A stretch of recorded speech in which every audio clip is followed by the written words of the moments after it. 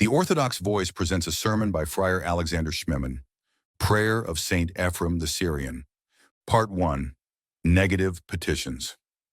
Throughout Great Lent, a short Lenten prayer is repeated several times a day, both in church and during the home prayers of Orthodox Christians, believed to have been composed by Saint Ephrem the Syrian, a monk of the 4th century who left us many prayers, hymns, and teachings on the spiritual life. This brief prayer encapsulates the essence of Lent and all it calls us to, drawing our spiritual attention to its many facets. During these Lenten days, we shall briefly explore this prayer. First, I shall recite this prayer of Saint Ephrem the Syrian in its entirety in Church Slavonic, a language whose sacred and elevated tone conveys a spiritual resonance that our everyday speech often lacks. The prayer begins with the spiritual longing and aspiration that Great Lent invites each of us to embrace.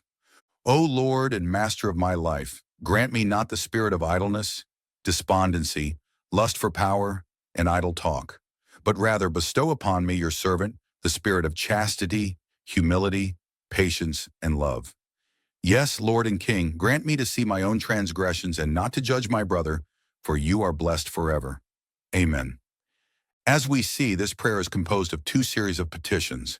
The negative petitions, in which we ask God to liberate us from certain deficiencies and sins, and the positive petitions, where we seek particular spiritual gifts. Let us reflect deeply and attentively on each of these petitions. The first petition is, grant me not the spirit of idleness. Someone might ask, why do we first seek to be freed from idleness? Is it truly such a great sin compared to hatred, murder, theft, and the like, which are usually identified with sin and crime?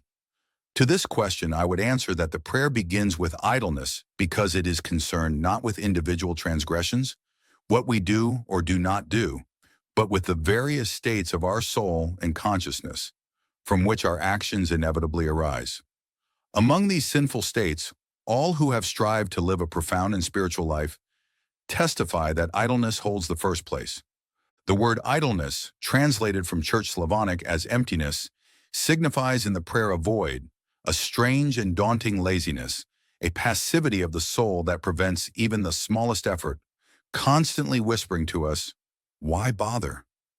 This cynicism poisons the mind and discredits every impulse or desire for change. Idleness causes the melancholy impotence in which we often live, condemning us to spiritual inactivity.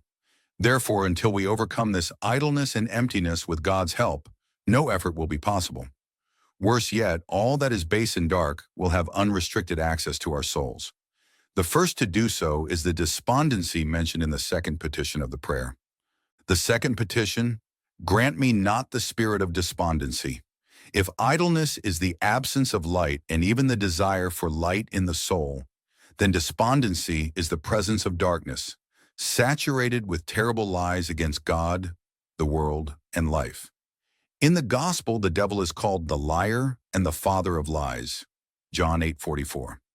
Hence, despondency is truly a demonic delusion. In this state, a person perceives only the vile and malicious in everything and everyone, leading to a complete inability to discern goodness, light, and beauty. That is why all spiritual life teachers see despondency as the beginning of spiritual death and decay. The third petition, grant me not the spirit of lust for power. Despondency is followed by a lust for power, a desire to dominate others. Strangely enough, this craving stems from idleness and despondency. Why? Because in these states, a person breaks ties with others and even with life itself. Despondency, an inability to see goodness in anyone, leads to profound inner loneliness. Subsequently, everything around turns into a means of fulfilling personal desires.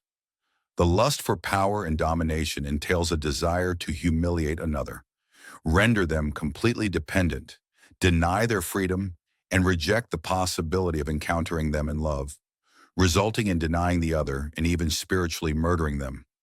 Nothing in the world is more terrifying than raw power, power for its own sake, which ultimately leads to destruction and death. Finally, the fourth and last petition, grant me not the spirit of idle talk. Christianity affirms the divine nature of the Word, the most exalted of God's gifts to humanity. Yet precisely because the word is from God, it is imbued with creative energy and can dominate.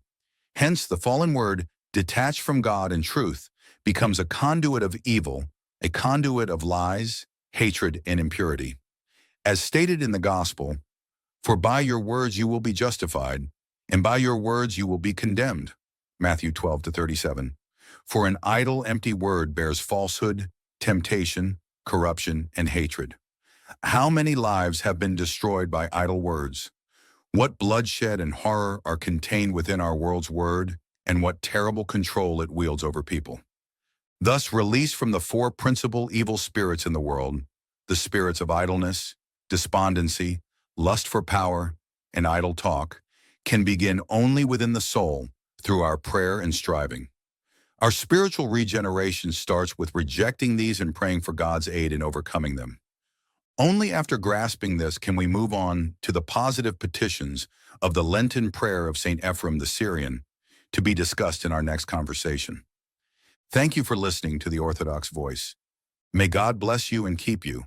May the Lord make his face shine upon you and be gracious to you. May the Lord turn his face toward you and give you peace. Amen.